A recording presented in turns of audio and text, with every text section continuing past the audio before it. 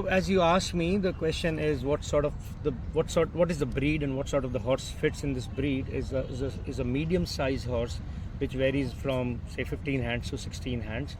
15.2 to 15.3 is an average size of this horse, and so should be the other parts of the body in proportion to that size. Obviously, we don't judge horses from the size. Size comes in the end for us. It's everything else than size. When I say everything else, is beautiful touching ears, which is the quality of the breed, nice proud neck, slightly longer than its actual body proportions, narrow at the throat edge, very broad at the base, broad shoulders, short back, big quarters, nice strong joints and solid hoofs. The hoofs again shouldn't be very big.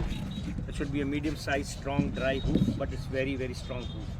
And it should have capacity to carry a rider up to 100 to 120 kilos with all his stuff.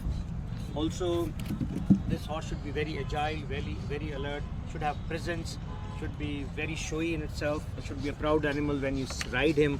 It should look like that there's a charger coming up. So it's a horse which will charge. It was a war horse, very brave, as I said, very courageous, and we should keep these small qualities as a part of the breed. This is the breed. The type is very important in this whole materialistic world where we're trying to say, oh, my horse is this big because it can fetch a bigger money.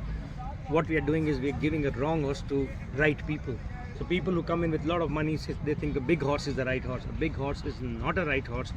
A medium-sized horse which has got all these qualities and many more, such as fine skin, his listening capacity, his smelling capacity, his loyalty, his companionship towards his owner and the family, and certain things which will look like as if they are wrong things as per the book of the horses, like it won't let a stranger touch him. That's the quality of the breed. That's the quality of a war horse.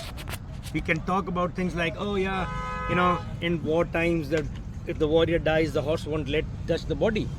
So that time that was a quality, but that's the quality of the breed. Today, if a stranger cannot touch a horse, that does not mean my horse has got a bad temperament. It's the quality of the breed. He's only loyal to the owner or the family or the person who feeds him, right? And obviously, see, I tell you what, I get really emotional when I talk about this horse.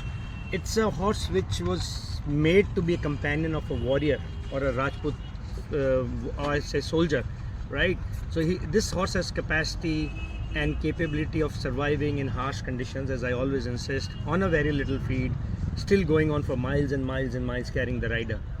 And obviously his mindset to charge in the crowd of say 100,000, he'll charge as a brave warrior. It's himself a warrior.